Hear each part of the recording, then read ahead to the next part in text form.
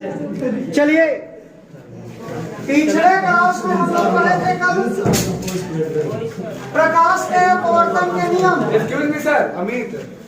उसमें हम लोगों ने चला था, हमको सुना दिया कि प्रकाश के अपवर्तन के दो नियम हैं, आपतित किरण, अपवर्तित किरण और आपतन बिंदु से खींचा गया लंब।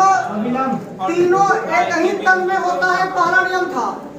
दूसरा नियम हम लोगों ने पढ़ा कि आपतन कोण की जया विद्यार्थी जया का, अरे कम बोला करो, बोलते इतना है कि साउंड पूरे क्लास में जाता है, इसलिए आप लोग शांत रहे। जया का मतलब है साइन, तो आपतन कोण की जया और अपवर्तन कोण की जया। जया का मतलब है साइन, साइन को जया कहते हैं, कॉस को कोटि जया कहते हैं, हिंदी में ये सब नाम है उनके। तो जया का मतलब है साइन। तो आपतन कोण की जया और अपवर्तन कोण की जया का जो अनुपात है एक नियतांक होता है, और इसी नियतांक को हम लोग म्यू अपवर्तनांक कहते हैं। और इस नियम को दिए थे स्नेल नाम के वैज्ञानिक ने, इसलिए इसे स्नेल का नियम कहते हैं।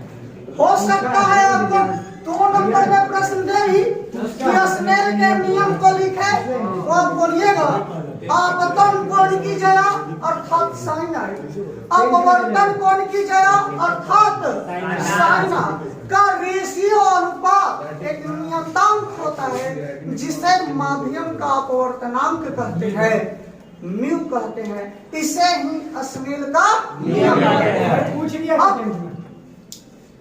स्नेल का नियम जब हम जान गए, इस साइन आई बटा साइन आर म्यू होता है। इस बात को जरा देखेंगे, यदि हमारा एक माध्यम है हवा और दूसरा हमारा माध्यम है पानी, तो प्रकाश की किरणें हवा से जा रहा है किसमें? पानी में। एक माध्यम से जा रहा है दूसरे माध्यम में, तो जब एक माध्यम से दूसरे माध्यम में जाएगा तो लिखेगा म्यू एक से किसमें जा रहा है? 2 में। एक से किसमें जा रहा है? 2 से। एक से प्रकाश की किरण किसमें जा रहा है? 2 में। यानी माध्यम एक से प्रकाश की किरणें माध्यम 2 में जा रही है, तो लिखिएगा 1 म्यू 2। हवा से पानी में जा रहा है, तो बड़े प्यार से लिख सकते हो हवा म्यू पानी। कुछ लड़का के दिक्कत है यदि इतना लिखने में, तो लिखेगा mu. A for air, W for water, A mu W, ऐसे भी आप लिख सकते हैं, इसको कोई दिक्कत नहीं होनी चाहिए।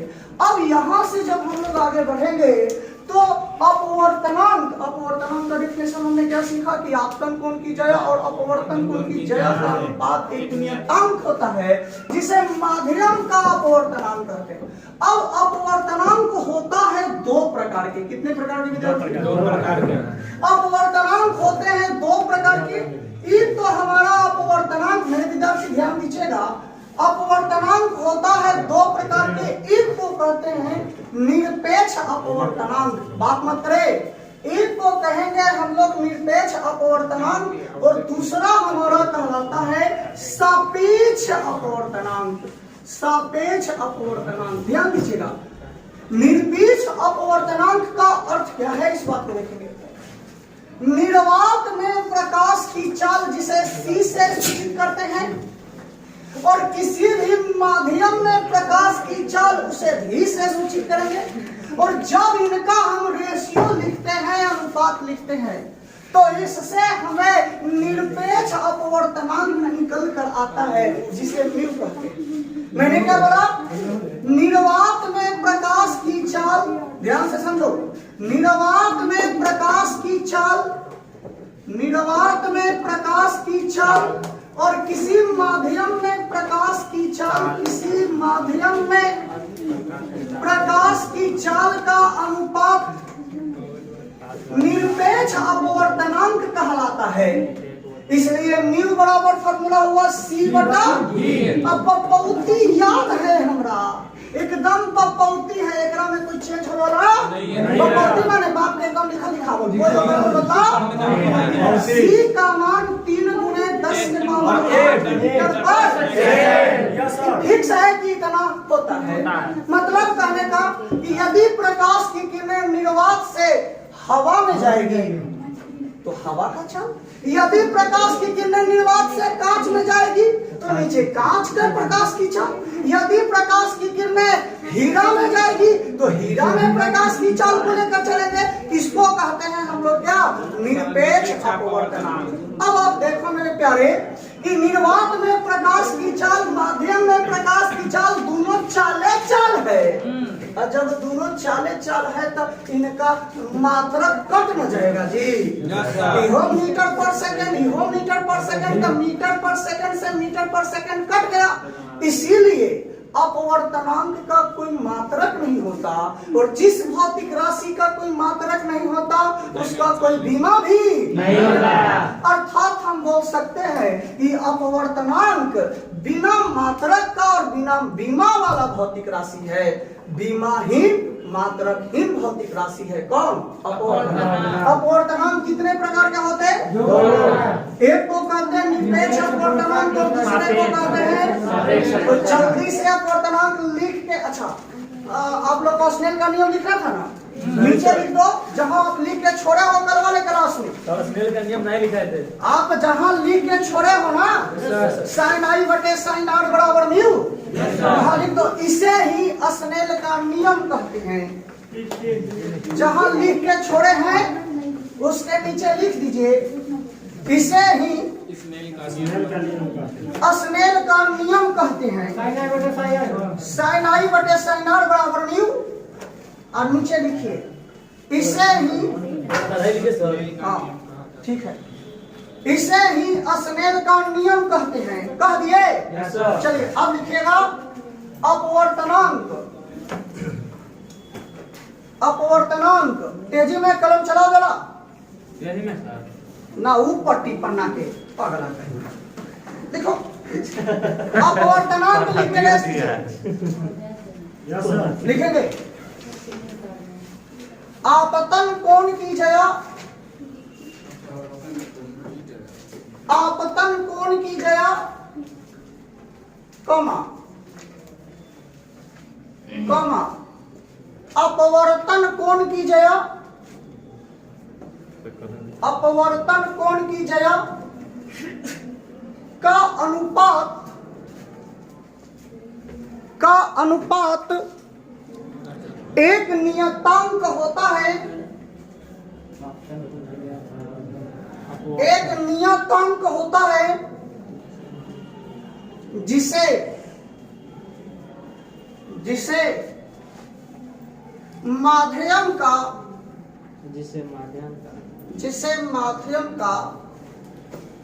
अपवर्तनांक कहते हैं, जिसे माध्यम का अपवर्तनांक कहते हैं। जिसे माध्यम का क्या कहते हैं विद्यार्थी, अपवर्तनांक कहते हैं।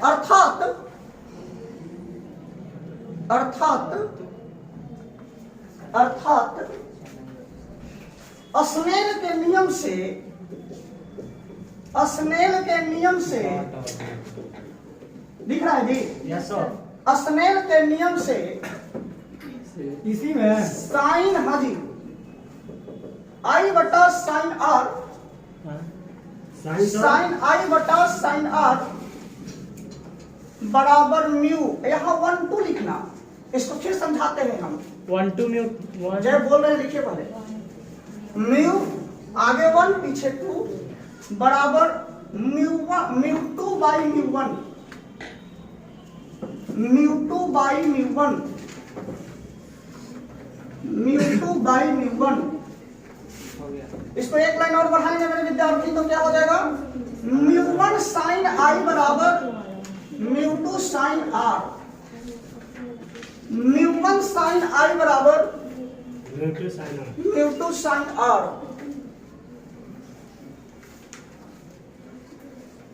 नीचे से लिखिएगा अपवर्तनांक 2 प्रकार के होते हैं। अपवर्तनांक 2 प्रकार के होते हैं।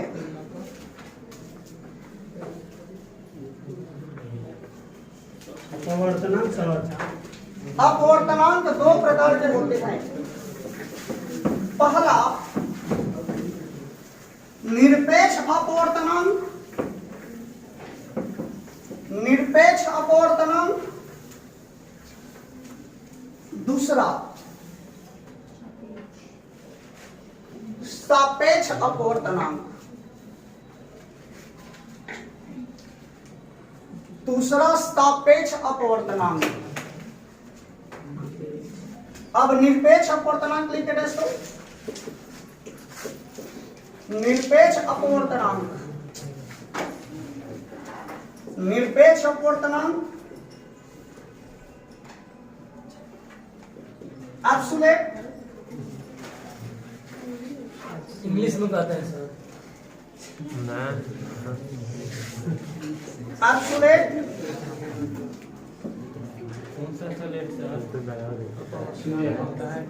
रिफ्रैक्टिव इंडेक्स, इंग्लिश में बोलते हैं। हाँ जी,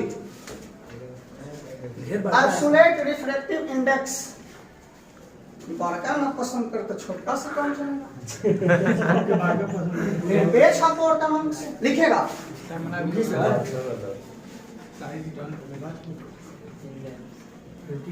रिफ्रैक्टिव के बाद इंडेक्स, INDEX लिखिएगा। निर्वात में प्रकाश की चाल, सर निर्वात में प्रकाश की चाल, निर्वात में प्रकाश की चाल, निर्वात में प्रकाश की चाल और किसी माध्यम में, किसी माध्यम में प्रकाश की चाल का अनुपात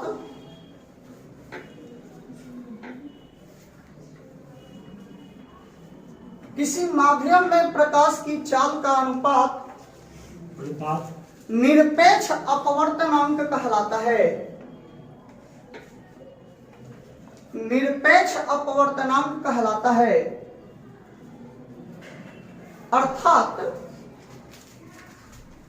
अर्थात लिखिएगा निरपेक्ष अपवर्तनांक, निरपेक्ष अपवर्तनांक म्यू बराबर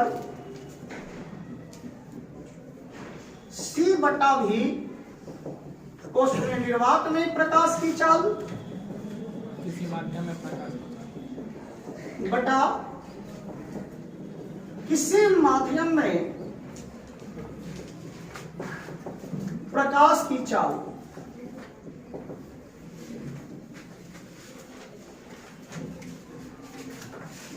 जहां C का मान बकौती है,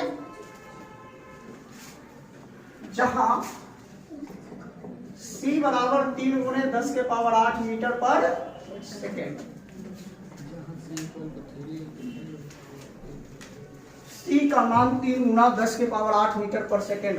और एक 10 टू द पावर 5 किलोमीटर भी होता है ना। हाँ, चेंज करेंगे यदि इसको किलोमीटर में, तो मीटर को किलोमीटर में बदलने के लिए 1000 से डिवाइड जाता है। भागा कर देंगे, तब भाग कीजिएगा तो पावर कम हो जाएगा।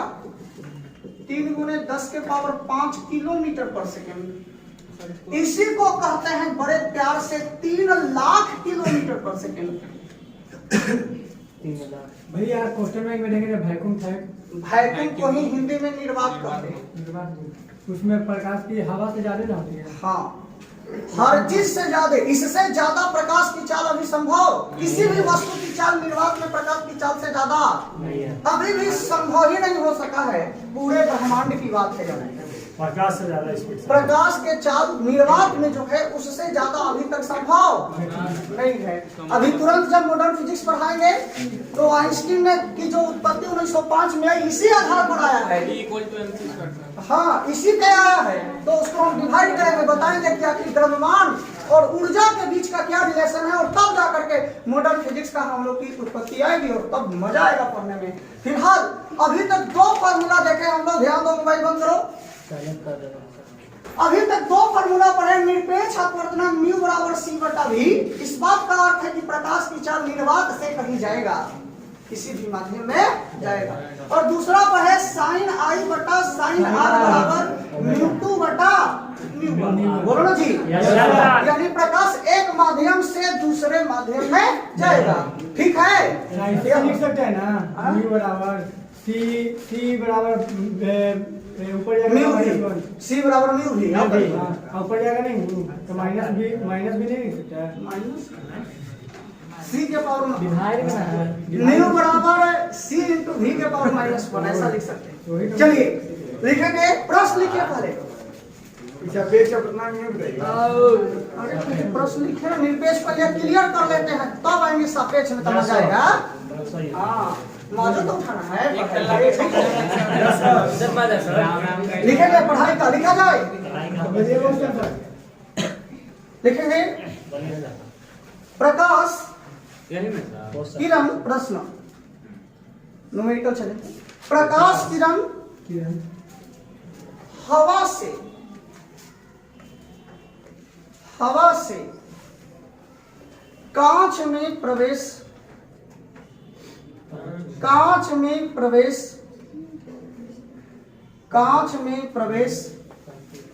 कर रही है यदि आपतन कोण का मान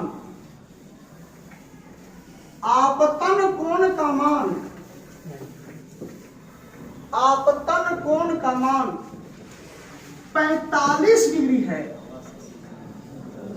45 डिग्री है। आपतन कोण का मान कितना है जी? 45 डिग्री है। तथा कांच का अपवर्तनांक 1.4 है। कांच का अपवर्तनांक 1.4 है। तो अपवर्तन कोण का मान ज्ञात करें।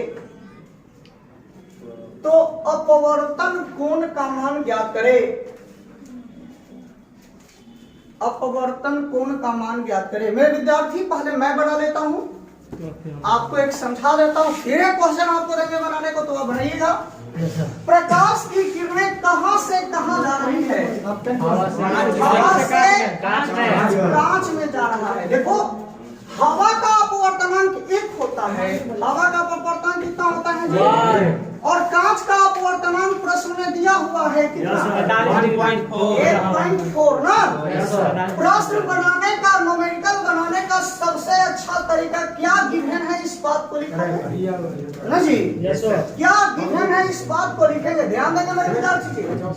प्रश्न में दिया हुआ है आपतन कोण का मान, अर्थात आई लेवल है, कितना लेवल है? 45 डिग्री। म्यू लेवल है कांच का, G4 क्लास दिया हुआ है 1.4। और हमने पहले से जानते हैं हवा का अपवर्तनांक 1 होता है। कितना होता है जी? मेरे विद्यार्थी, उसके बाद R बराबर का रहा है कि वाट करो। तो अभी एक सूत्र पढ़े हैं अस्नेल के नियम से। किसके नियम से? अस्नेल के नियम से पढ़े। अस्नेल के नियम से पढ़े हैं कि साइन आई बटा म्यू टू बटा v1। देखो, म्यू टू बटा v1, तो म्यू टू दूसरा माध्यम, पहला माध्यम, क्योंकि प्रकाश हवा से किसमें जा रहा है? दूसरा माध्यम वही, यानी जी ऊपर रहेगा और ए नीचे रहेगा। किसी को कोई दिक्कत नहीं सर। प्रकाश हवा से कांच में जा रहा है, प्रश्न में ही इंफॉर्मेशन देवल है, देवल है ना। तो ये दूसरा माध्यम हुआ, पहला माध्यम हुआ। तो दूसरा माध्यम ऊपर था तो जी को ऊपर कर दिए, हवा को नीचे कर दिया। मेरे विद्यार्थी जी, साइन आई का मान 45 बटा साइन आर बराबर म्यू जी का मान 1.4 और म्यू ए का मान साइन 45 का 1/√2 या ऐसा करते हैं साइन 45 डिग्री बराबर 1.4 गुना साइन आर, बोलना मेरे विद्यार्थी 1/√2 बराबर 1.4 √2 का बराबर होगा क्या? √2 का मान 1.414 होता है।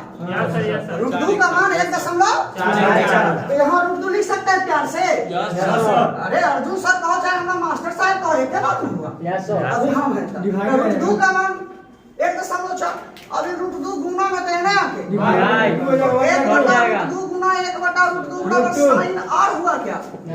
तो यहाँ से 1/2 हुआ क्या ना, बराबर साइन,